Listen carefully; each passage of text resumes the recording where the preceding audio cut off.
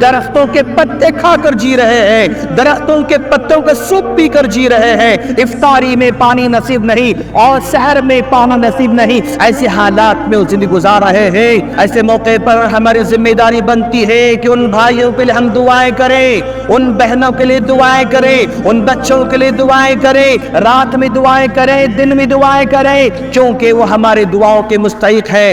فلسطین کے 35,000 شہیدوں کا خون اس امت کو جگا نہیں پا رہا ہے. 13,000 بچوں کی شہادت, 10,000 خواتین کی شہادت اس امت کو جگا نہیں سک رہی ہے.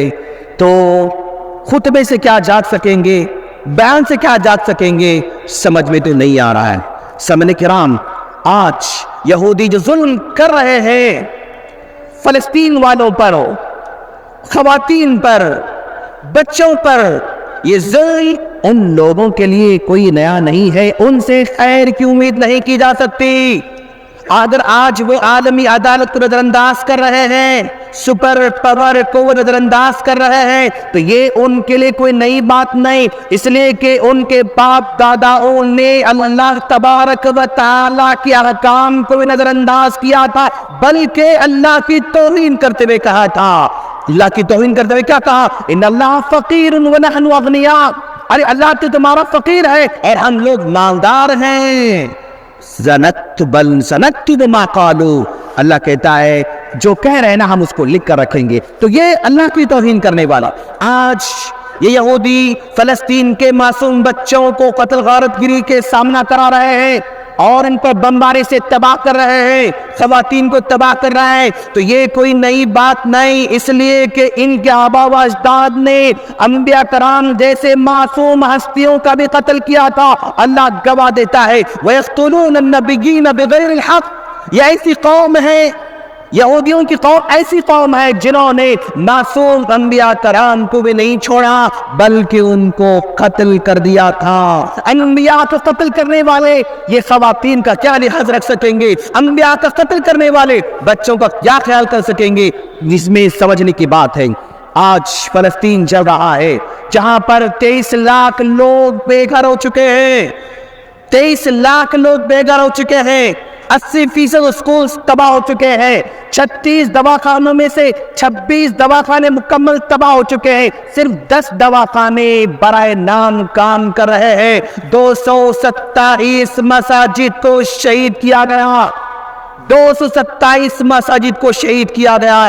یہ اس سرزمین ہے جس سرزمین کے بارے میں اللہ تبارک و تعالیٰ نے کہا بارکنا حولہ, ہم نے اس میں برکت نازل فرمائی ہے. یہ سرزمین ایسی ہے جو ہمارے مسلمانوں کا قبلہ اول ہے. یہ سرزمین ایسی ہے جس میں دجال کا داخلہ بھی منع ہے. یہ سرزمین ایسی ہے جس کی جانب حضرت ابراہیم علیہ السلام نے ہجرت کی تھی, حضرت اسحاق علیہ السلام نے ہجرت کی تھی, حضرت یعقوب علیہ السلام نے ہجرت کی تھی, حضرت داؤد علیہ السلام, حضرت سلیمان علیہ السلام, حضرت موسیٰ علیہ السلام, حضرت عیسیٰ علیہ السلام نے اس سرزمین کی طرف ہجرت کی تھی. آج اس سرزمین کو خون سے نہلایا جا رہا ہے.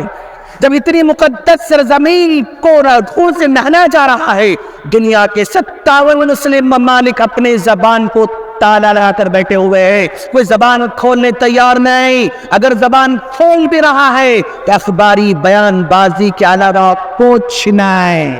سامعین اندازہ لگائیں, اتنی مقدس سرزمین کے ساتھ یہ معاملہ ہو رہا ہے. اگر ہم آپ کے ساتھ اگر ایسا معاملہ ہو تو کوئی زبان کھول سکتا ہے؟ کیا کوئی آگے بڑھ سکتا ہے؟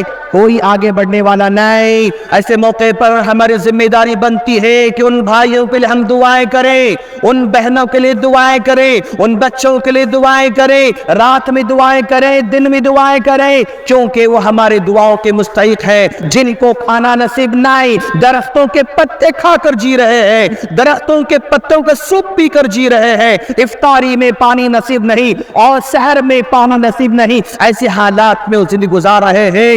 سامنے کرام, یہ ہے ہمارا جو ہے یعنی ہمارا وہ قبل اول کا حشر. مسجد عباد الرحمن کے پلیٹ فارم سے ہونے والی دعوت و تبلیغ کے مشن کو آگے بڑھانے میں ہمارا بھرپور ساتھ دیں. علم و عمل سے ناطہ جوڑنے کے لیے اہل علم سے جڑیں. مسجد عباد الرحمن کے یوٹیوب چینل کو سبسکرائب کریں اور آگے شیئر کرنا ہرگز نہ بھولیں۔ فجزاکم اللہ خیرا۔